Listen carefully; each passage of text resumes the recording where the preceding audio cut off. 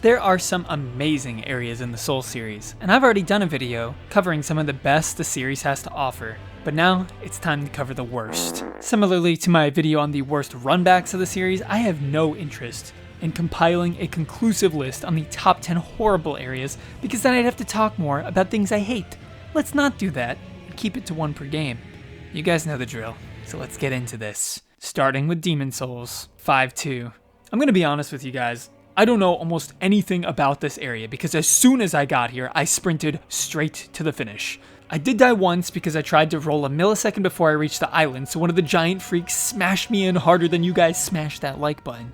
But other than that, I could not be bothered to spend more than the bare minimum amount of time in this godforsaken land. I also did fall off that unbelievably precarious bridge, and I don't know if this is how this is supposed to work, but I found myself trekking back for what felt like 5 minutes because there was a stupid ass wall. We're gonna build the wall, we have no choice. Blocking me from getting back to the bridge. This is pretty much the pinnacle of everything I hate.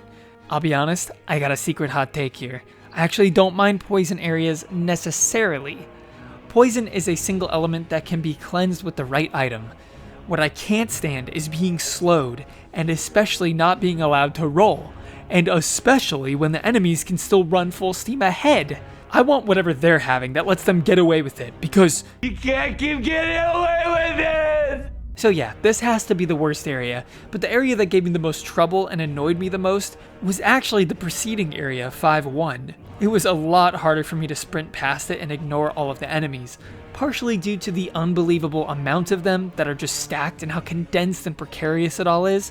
But yeah, can't say there's much to enjoy about Valley of Defilement in total, and I get why it's been shat on for all these years. Seems like I know where all that went. I'll try to say something positive about each one of these areas though, to keep the commentary somewhat unique though. What do I say? I suppose I really do enjoy the creature design in the entirety of the Valley of Defilement. The standard enemy is one of my favorites in the game, at least as far as decrepit and creepy monsters go, and it's genuinely very distinct from the rest of the game, making it stand out as a unique experience. Yeah, that's about all I can muster for this one. Dark Souls. Usually when I make these lists, there are a few areas to consider. A few that tickle my fancy, if you will. But no, not in this case. Tomb of the Giants is the only thing coming to mind, and it is so dominantly the worst area in the game that it might just be worse than some of the worst in Dark Souls 2. Yeah, I went there. There is nothing I enjoy about this area. No matter how many times I go through, I always find myself dying in cheap and unavoidable ways. I hate not being able to see, but I'd rather gouge my eyes out than have to see it again. If I wanted to force myself to compliment one thing about this place, it does have a pretty unique atmosphere.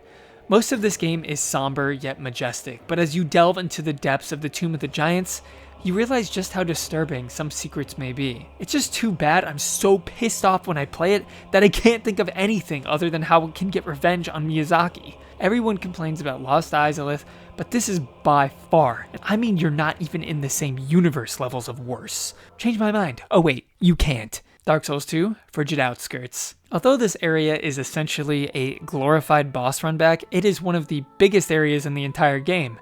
I bet nobody is surprised about this pick, as it's topped the worst runbacks list for most people as well as the worst areas. It's generally shafted as the worst area of the worst game in the series, and for good reason. It takes away all of what I personally enjoy about these games and turns it into a gauntlet of relentless enemy spam. Collectively as a community, we might have spent enough time bashing Frigid Outskirts for 10 lifetimes, so I'll suggest some ways this area could have been improved. I actually really like the idea of the blizzards to reduce the visibility and create a sense of confusion, so we can keep that. What does need to be adjusted though is the enemies. First of all, I'd limit it to a set amount of about 3 to 5 waves of spawns, and after you've cleared those, the blizzards stop. The first wave would be a few simpler enemies, and each time would get progressively harder until we get a blizzard that spawns a single reindeer. Not 10 like every other time you try to run to the boss. This could have made it feel kind of like a tournament, where you have to earn your way to the top. Or we could have added in a simple checkpoint halfway through. Or we could have limited the reindeer spawns to just a few per run back. But nope, we got Bloodborne. I'm gonna be honest, no areas in this game absolutely pop my gobsmacker and the Tootsie Pop the way any of the previous ones do. but I can't say I have pretty much any positive memories associated with the Nightmare of Mensis. I'm not a massive fan of the frenzy mechanic. You have big guys with big boulders throwing them at you. You got stupid lantern things that kill you in one hit. You got spider rooms. I mean, there's just really nothing here to love.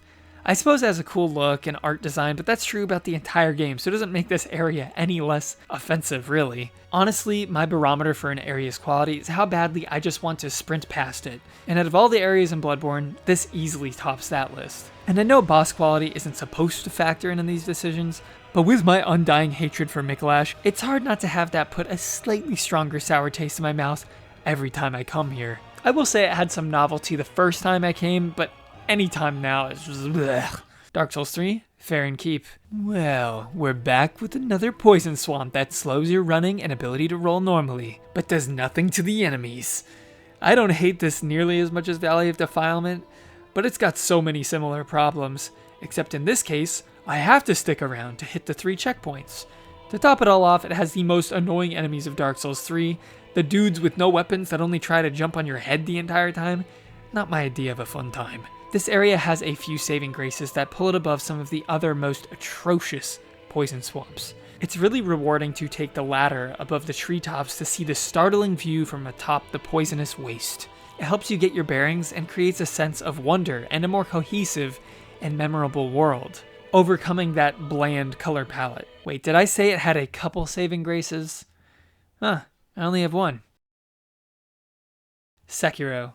Ashina Depths. I was gonna go with the abandoned dungeon, but that thing lasts for like 5 seconds, so here we have the Ashina Depths. And I know what it looks like, but it's actually not the same. This area is indeed another poison swamp, but seriously, it's not like the other girls. Sekiro has the most consistent quality in the entire series, with bosses and areas. And even its poison swamps aren't so bad. In this one, you have the grapple, which allows you to easily evade the poison and swiftly dispatch foes.